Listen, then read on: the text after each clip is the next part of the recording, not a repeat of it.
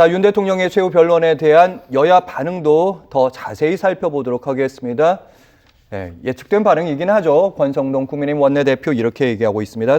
역시 대국민 사과와 비상계엄에 대한 고뇌, 그게 진솔하게 나타났다. 윤 대통령과 여전히 함께하고 있다는 이런 목소리. 그리고 민주당의 조승래 수석 대변인은 반사회적 성격 장애가 드러났다. 다시 권력을 잡게 되면 파국으로 이어질 것 같다. 이런 얘기하고 있습니다. 돌아오면 이제 또 계엄이라는 이 공포를 드러낸 표현 아닌가. 이런 해석들도 나오는데 어떻게 보셨습니까? 네, 맞습니다. 저는 그 대국민 사과 비상계엄에 대해서 진솔하게 나타난 부분 인정하고요. 아까 했던 얘기에 조금만 더 덧붙이자면 만약에 기각이 돼서 대통령이 복귀한다. 그렇다면 민주당으로서도 개헌에 대한 그런 카드를 안 받을 수가 없는 거거든요.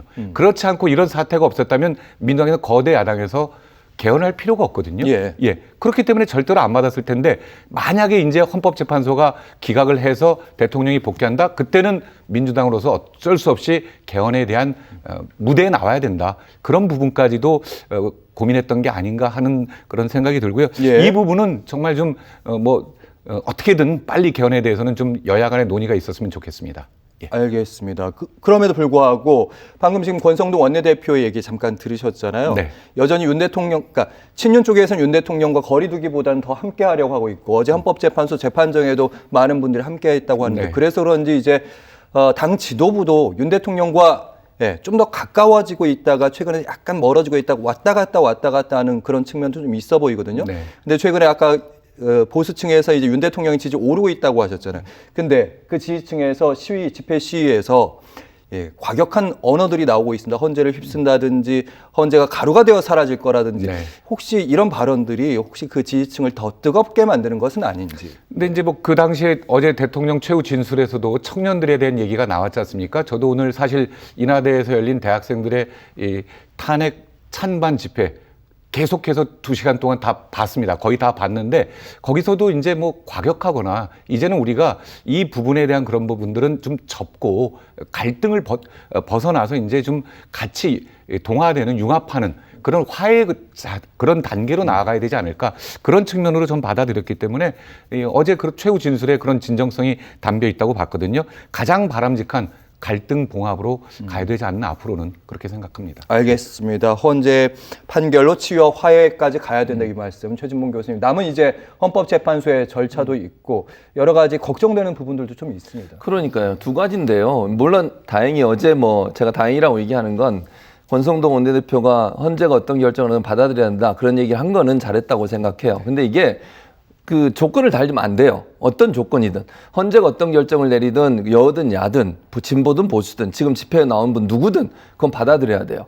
그러니까 아까 말씀하신 것처럼 일부 이제 극우 집회에서 나오는 분들이 그런 얘기를 하잖아요. 헌재가 가루가 돼야 된다. 헌재를 없애버려야 된다. 이런 얘기까지 막 하거든요. 대단히 위험한 발언이에요. 저게 선동이 될 수 있거든요. 그렇게 되면 사람들이 막 재판 날 헌재 앞에 모여가지고 또 헌재를 습격하면 어떡합니까? 그런 일이 절대로 벌어지면 안 돼요. 누구든 헌재 결과에 대해서는 승복하고 본인의 마음이 맞지 않더라도 헌재가 결정한 사안이 거기에 대해서는 승복하는 게 제일 중요한 사안이다.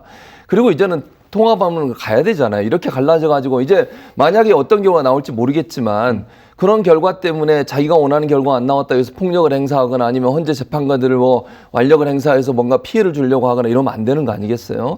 그런 점들이 좀 공감대가 형성돼야 되고 그래서 이제부터는 헌재 결과에 대해 승복하려는 그런 분위기가 형성돼야 한다고 말씀을 드리고 싶고 헌재는 이제 지속적으로 계속 매일 아마 평일을 열 거예요.